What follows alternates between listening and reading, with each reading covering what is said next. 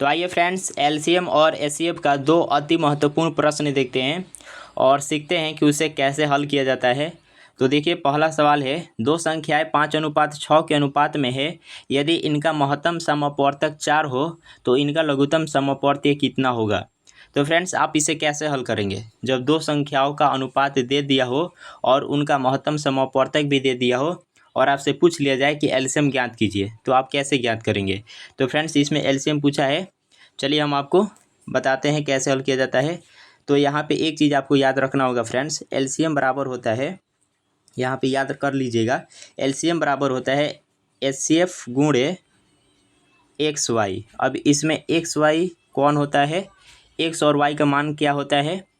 तो अनुपात में जो संख्याएं दी होती है उसमें पहली संख्या x का मान होता है और दूसरी संख्या y का मान होता है। तो यहाँ पे फ्रेंड्स x का मान हो जाएगा 5 और y का मान 6 हो जाएगा। ठीक, चलिए अब यहाँ पे आपको मान रख देना है। एचसीएफ कितना दिया हुआ है, 4 दिया हुआ है। तो 4 गुणे एक्स वाई, एक्स का मान 5 हो जाएगा और y का मान हो जाएगा 6। अब गुना कर लीजिए, 4 पचे 20, 20 छक 120 हो जाएगा। तो फ्रेंड्स आपका आंसर मिल गया 120, यानी एलसीएम कितना हो जाएगा 120। तो फ्रेंड्स आई होप कि आपको समझ में आ गया होगा। तो अब चलिए दूसरे प्रश्न की तरफ बढ़ते हैं। तो दूसरा प्रश्न है, 2/3, 5/6, 4/15 का लघुत्तम समअपवर्त्य कितना है। तो फ्रेंड्स यहाँ पे भिन्न का हमें लघुत्तम समअपवर्त्य पूछा है, एलसीएम पूछा है। तो फ्रेंड्स हम आपको पहले कंसेप्ट बताएंगे, ठीक है, उसके बाद इसको हल करेंगे। तो देखिए फ्रेंड्स, यहाँ पर भिन्न का एलसीएम पूछा है। तो मान लीजिए हम कोई भिन्न ले लेते हैं, जैसे मान लीजिए a/b, c/d और e/f। इसका हमें क्या करना है, एलसीएम ज्ञात करना है।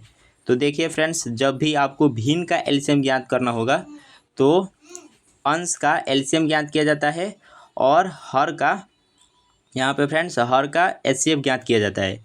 तो यहाँ पे हमें क्या हो जाएगा, LCM of A C E और HCF of B D F. यानी जब भी आपको भिन्न का लघुत्तम समअपवर्त्य यानी एलसीएम ज्ञात करना हो तो ऊपर वाला का यानी अंश का एलसीएम ज्ञात किया जाता है और हर का एचसीएफ ज्ञात किया जाता है। ठीक, अब चलिए हम इसी कंसेप्ट के साथ इसको हल करते हैं।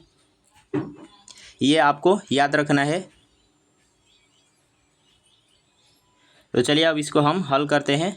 तो यहाँ पे देखिए, अभी हमने देखा कि एलसीएम ज्ञात करने के लिए, भिन्न का एलसीएम ज्ञात करने के लिए ऊपर वाला का एलसीएम ज्ञात किया जाता है। तो ऊपर वाला का एलसीएम ज्ञात करेंगे तो एलसीएम ऑफ ऊपर वाली संख्याएं कौन कौन है, तो 2 है, उसके बाद 5 है और 4 है। ठीक है, और नीचे वाला का एचसीएफ ज्ञात किया जाता है। तो एचसीएफ ऑफ नीचे वाली संख्याएं यानी हर वाली संख्याएं 3 है और क्या है, 6 है और 15 है। तो बस आपको अब ऊपर वाला का एलसीएम और नीचे वाला का एचसीएफ ज्ञात कर लेना है। तो 2, 5, 4 का एलसीएम क्या होता है बताइए, 20 होता है। आप ज्ञात करके देख लीजिएगा। यहाँ पे 3, 6, 15 का एचसीएफ कितना होता है, तो 3 ही आएगा। ठीक है, तो फ्रेंड्स एलसीएम कितना हो जाएगा, 20/3, यही आपका आंसर होगा। तो फ्रेंड्स आई होप कि आपको ये भी समझ में आ गया होगा कि भिन्नों का लघुत्तम समअपवर्त्य कैसे ज्ञात किया जाता है।